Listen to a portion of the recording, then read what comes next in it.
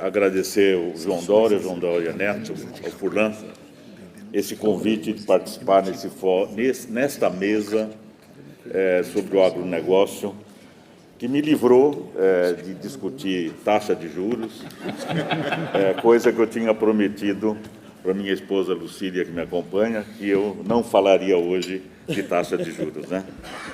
Mas gostaria de destacar a presença do presidente do Congresso, Rodrigo Pacheco, a nossa homenagem pela sua sempre temperança e serenidade na condução, ao lado de um sempre admirável senador Davi Alcolumbre, e a você, Marcos Pereira, nosso respeito à Câmara dos Deputados e cumprimentando todos os parlamentares presentes. Kátia, a nossa consideração e admiração sempre pela sua liderança na agricultura brasileira. O Isaac Sidney e o Roberto Santos, pela área financeira e pela área de seguros, já falaram ontem com presença marcante nas suas mensagens. Isabela Teixeira, obrigado pelo seu speech ontem, quando você enfatizou que temos de pensar grandes, pensar forte, nunca pensar pequeno. E ao embaixador Fred Arruda, por essa nossa recepção. Eu estou feliz em participar desse painel, porque o agronegócio tem sido espetacular. O Maturro e a Kátia lembrou uns dados históricos, e eu respeito duas coisas na vida. Eu respeito a história e respeito a demografia. E a história do agronegócio brasileiro, ela é formidável. O Brasil, um país assim essencialmente agrícola, como era considerado, mas a moderna agricultura brasileira tem menos de 50 anos, Kátia. É de 1970 para cá, quando nós não tínhamos ainda... A lavoura da soja é a segunda metade do século XX no Brasil.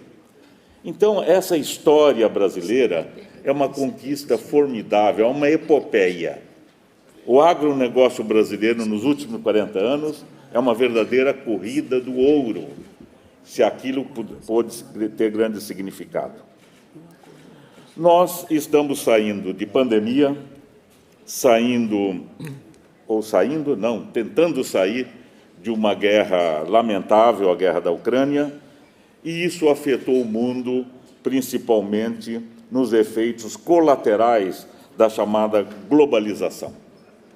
Aumentou a dependência de suprimento de outros países e a percepção foi muito clara na carência de respiradores, de semicondutores, mas principalmente de grãos e fertilizantes.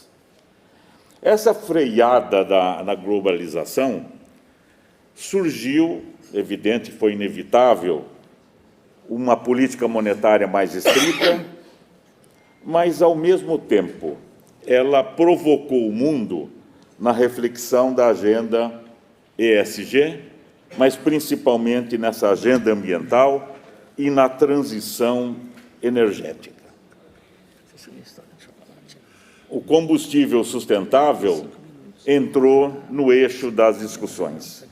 E a diplomacia ambiental, embaixador, ela ficou algo assim fundamental para as relações entre as pessoas. Nós estamos vivendo uma mudança de matriz energética, do carro elétrico para o carro movido por outros combustíveis. E o hidrogênio verde, seguramente, vai ter um papel.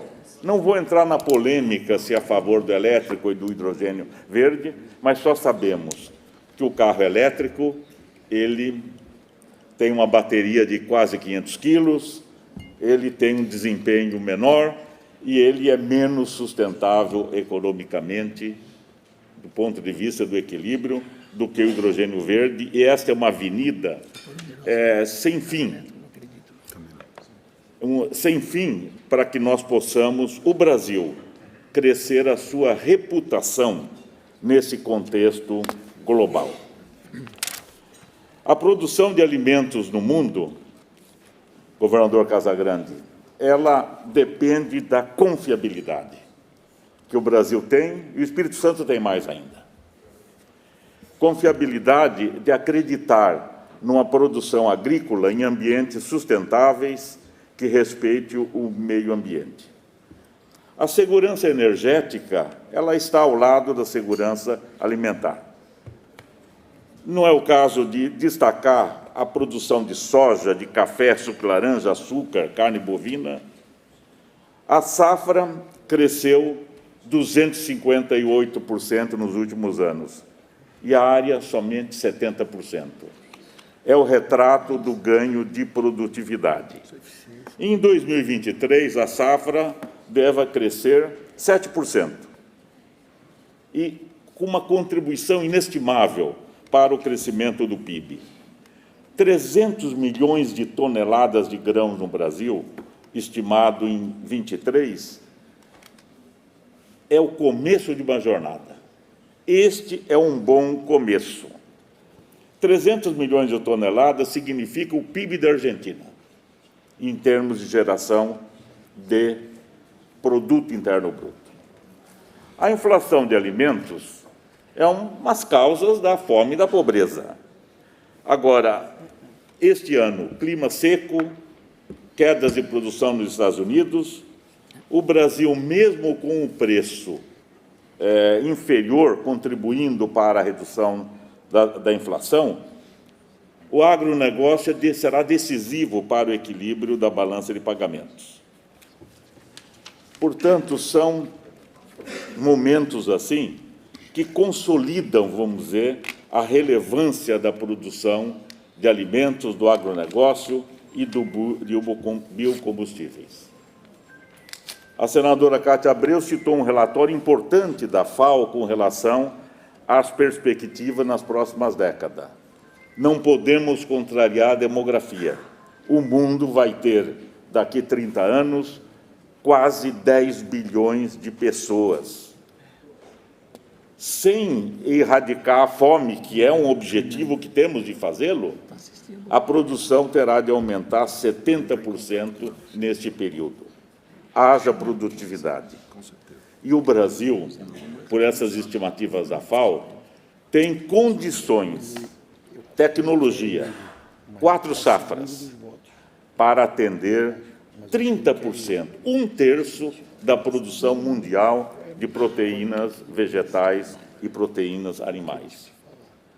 Essa lembrança do Maturro foi curiosa historicamente. O calendário agrícola brasileiro, que começava na safra de verão, a safra brasileira começava na primavera. Hoje, nós produzimos de janeiro a dezembro. Isso é algo formidável. Por isso que participar desse painel, ele me dá certeza da confiança que o Brasil é verde, o Brasil é sustentável, não é só o verde da bandeira, mas é a riqueza brasileira que tem em cima daí. Nós, há uma empresa que trabalho há 54 anos, somos patrocinadores de primeira hora de um dos programas de maior audiência da TV brasileira. O agro é tech, o agro é pop, o agro é tudo. Uma campanha formidável. E o agro, não existe agro sem água.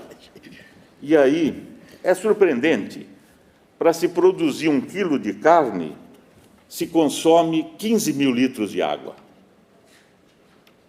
Para se produzir 1 quilo de milho, se consome 1.500 litros de água.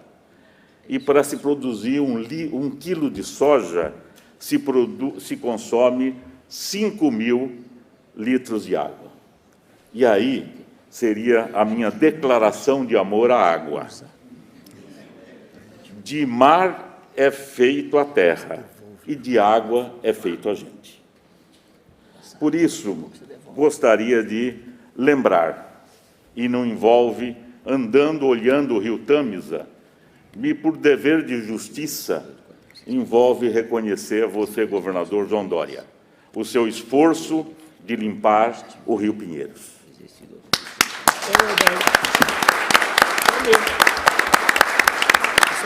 Por isso, que, ao olhar que isso também foi uma epopeia nos últimos 50 anos, sonhar é importante, sonhar é necessário, e essa capacidade de entrega nos faz, vamos dizer, acreditar sempre, não no Brasil de ontem, não no Brasil de hoje, mas no Brasil de amanhã.